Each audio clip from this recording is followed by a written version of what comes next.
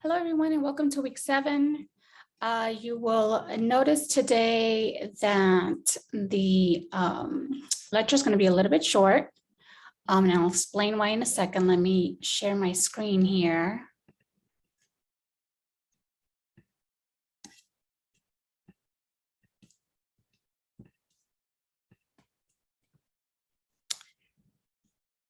Okay, so this week's topic is imagining Native Americans, and as you see, hopefully will notice the reading is quite short. You also have a 30-minute video to watch, and the reason I'm making this week a bit shorter is one, because I want you to focus on and having some time to watch the video, but also this is a good week for you to catch up if you've missed some previous week's work.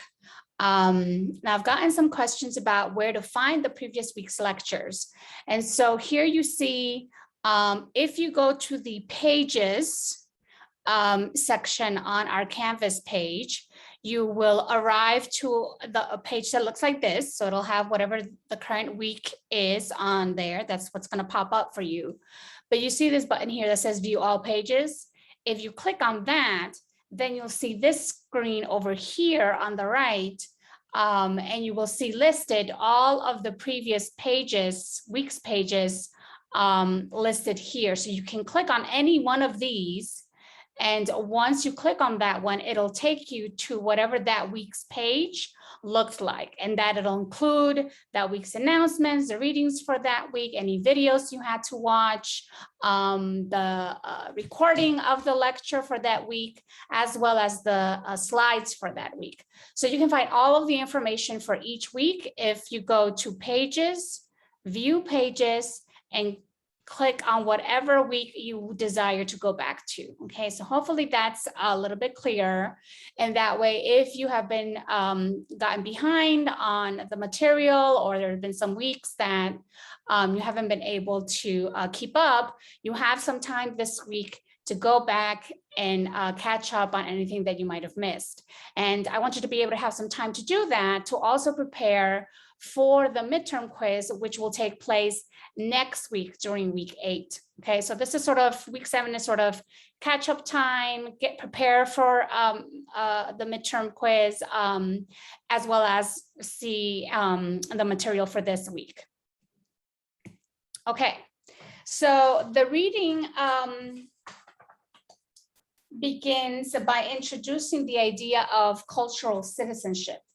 This idea has been used by scholars to talk about minoritized populations that are made to feel they don't belong to the nation, whether they have legal citizenship or not.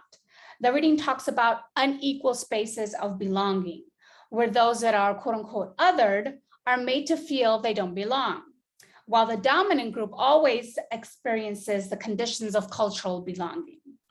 Cultural appropriation is one way to uphold different spaces of belonging.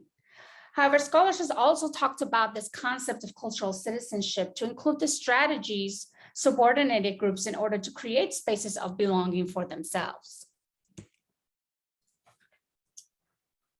The mascot slot refers to the space of cultural belonging that is created for Native Americans. In other words, it's a limited space of belonging, and is one that defines their ability to belong only as these images of mascots. The mascot slot constitutes difference and inferiority represented through exaggerated physical characteristics, as we discussed last week. What these images do for white fans of sports teams with such mascots is provide a license to act wild or as quote unquote savages, behaviors they are usually taught to repress because of the historical positioning of whites as quote unquote civilized. So this idea of playing Indian, if you see images of fans of many of these sports teams, they're wearing Native American headdresses. They're,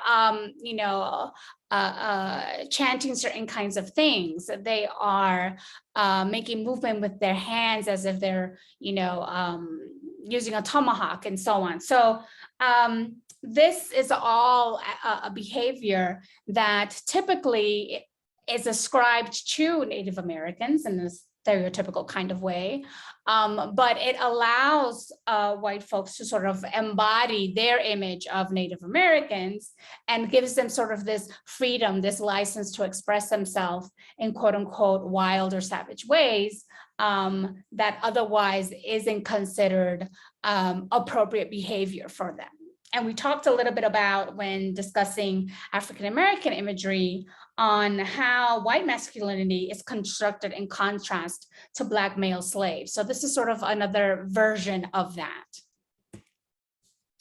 One of the examples of the ways in which Native Americans and their allies have fought against this use of mascots that was discussed in the reading was the Northern Colorado University intramural basketball team that created sort of this satirical logo of the Fighting Whiteys as a response to a local high school team that called itself the Reds and used to have use Native American imagery in their logo as well.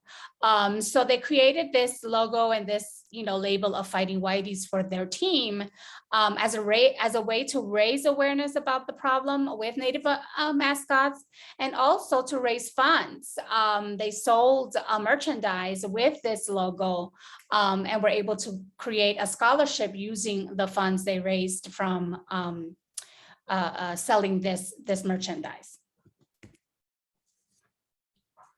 The reading has also talked about the impact this has on Native Americans, but also I would argue has an impact on white folks as well.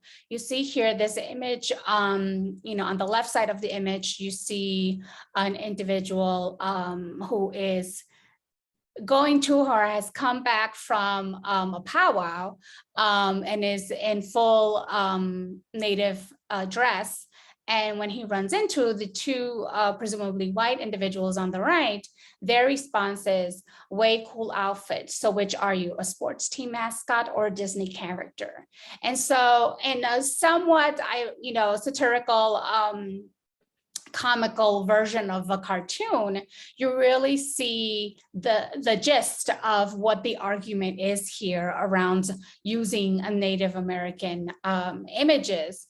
That when an individual is actually wearing or presenting those cultural attributes, right, that they're only understood through the stereotypical images as either mascots or a Disney character. But also this in a way limits as well the knowledge of the white individuals in the cartoon, that's the only way that they can recognize or think about Native Americans, and really miss the opportunity to appreciate and learn from this individual about where they're coming from. They're coming from a powwow, they're coming from a cultural experience, and being able to learn about that cultural experience is a complete missed opportunity for the white individuals who buy into these stereotypical images and are also limited in the amount of knowledge that they have about other people that are different from them. So here ends our lecture for this week. As I said, it was going to be a short one. Take advantage of the time to watch the film. The film really captures not just what these images are, but the impacts that they have on Native Americans. And there are a number of Native American individuals featured in the film who speak from their own perspective and their own voice about this matter. And again, use the extra time to catch up on anything you're behind on for the class and to prepare for the quiz during week 8. Have a good week. See you next time.